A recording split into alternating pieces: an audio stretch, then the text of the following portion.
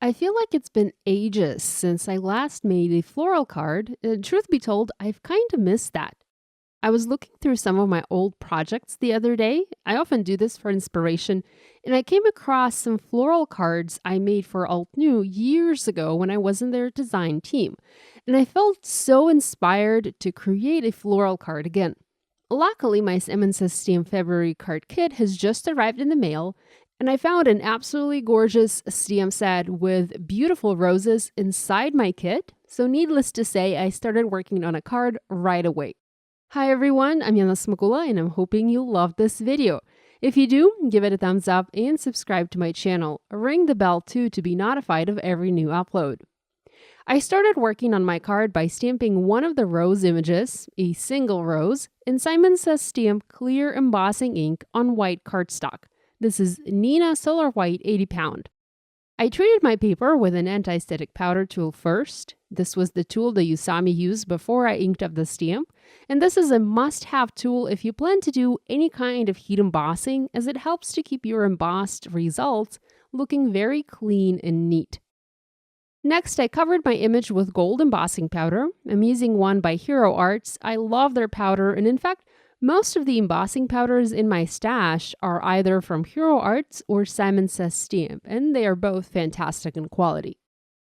Next, I preheat my heat tool to make sure I got it good and hot, and then brought it to the image to heat set it and melt the powder. You want to preheat your heat tool for a few seconds, as this will help to minimize paper warping. The image is heat set, and look how beautifully it shines. I just love that look of gold on white. My plan here is to color this image with Copic markers. It's not really recommended to color with alcohol markers over heat embossing, as that can dissolve embossing powder and potentially damage the tip of your marker. But if you're careful, and if you apply just a little bit of color and don't do too much blending, you should be fine. Now, do use this at your own risk. I picked G99, G94, and YG03 colors to color the leaves green. I've been doing non-traditional color combinations for so long, I've kind of missed coloring flowers in the traditional ways, with the leaves actually being green and not teal or some other unusual color. I'm sorry my camera was mostly focusing on the marker or on my hand and not on the actual image, but you can see I'm doing very simple coloring and just barely touching the paper and embossing powder with my marker.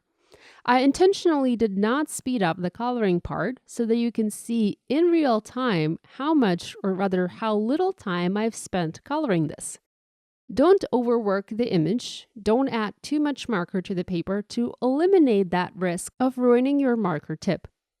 If you've been a follower of mine for at least a year, you might remember something I call perfect card making formula. It's a little card recipe, if you will, to create simple yet beautiful cards that look effortless. I have a video dedicated to this topic. You can watch it by clicking the card right now in the top right-hand side of the video screen. And that formula basically involves using a pretty flower, a beautiful skinny strip sentiment, and some sort of specialty paper in the background. This is the formula I'm using today for this card. For the flower, I'm using a new-to-me pink color combo, RV34, RV11, and RV10 markers. I love this softer, more natural pink color combination as opposed to using one with the RV14 and the RV13 markers. It's a more muted and softer pink. Here, I'm doing the same thing. I started with the darkest color. I applied it where the image suggests the shadows would be. By the way, I brought the stamp set packaging closer in. You can really see it in the video frame, but it's much closer to me now. And as I'm coloring, I'm constantly glancing at the printed image to help me better tell where the shadows and the highlights have to be on this flower. Next, I'm using my medium color, RV11, and finally coming in with my lightest color, RV10. I did go back a few times to intensify the darkest and medium colors on my flower to have the desired look. There aren't coordinating dies for this flower, at least not at the moment, so I used my scissors from Tonic Studios and carefully cut the image out. Not my favorite thing to do, but sometimes you just have to. And here you can see that I've also stamped, colored, and cut out another image, a rose cluster, and also used it for this card. I did not film any of that as it was basically repeating the same process over and over.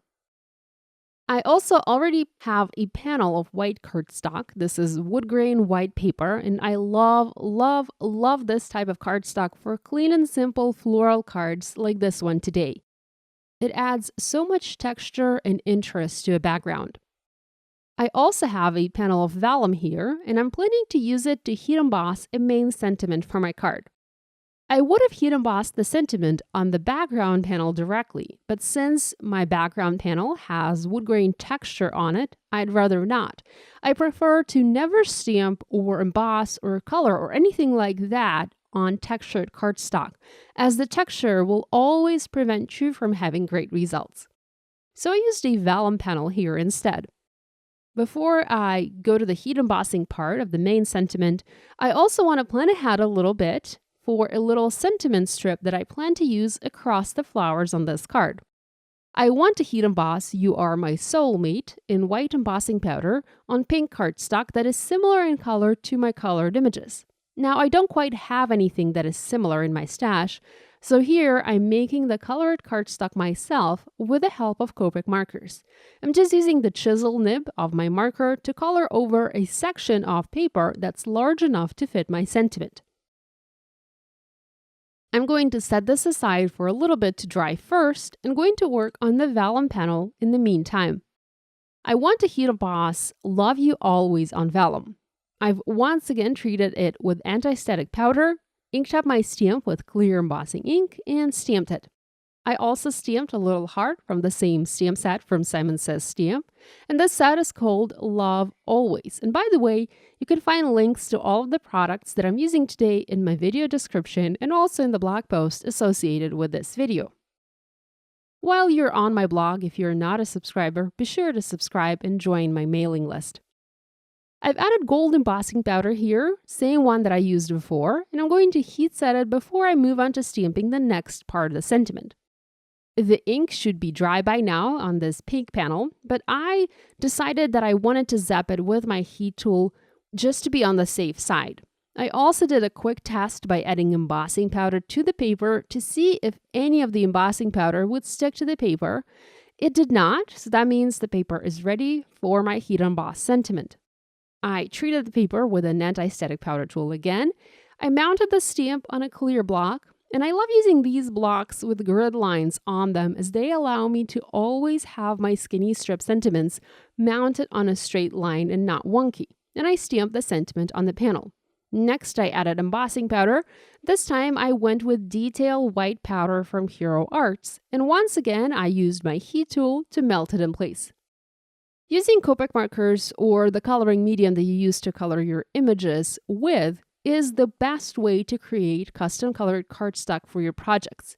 You can really have all of the colors of cardstock in your stash, so it's useful to create your own for little strips like this. I used my paper trimmer and trimmed my sentiment into a skinny strip. The next part, believe it or not, actually took me the longest as I was fussing around with the image placement.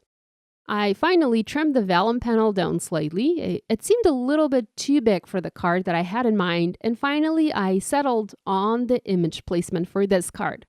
I added foam adhesive to the back of the floral images. I have already adhered them together using glue to appear as if it was just one image instead of two. I removed the liner from my foam adhesive and adhered it onto my panel overlapping the vellum panel. It's actually what is going to hold the vellum panel in place.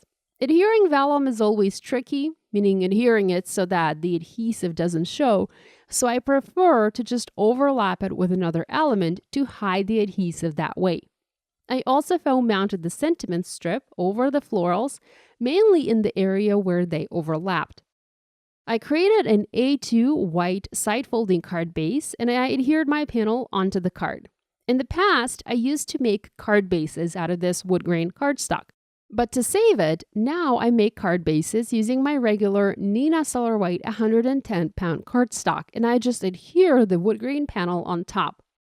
All that's left to do now is embellish the card with some sequins. I was debating which sequins I should use for this project, but I ended up using sequins from 3 different sets from Simon Says Stamp: Girl's Best Friend, Birthday Cake, and Stay Gold.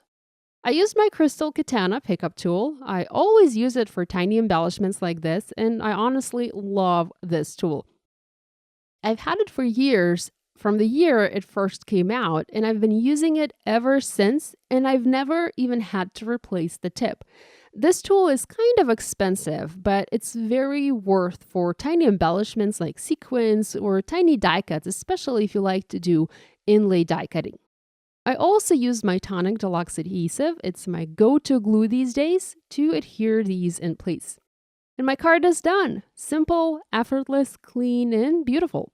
I hope you guys will give this idea a try using these or other products in your stash. If you do, please share online and tag me on social media.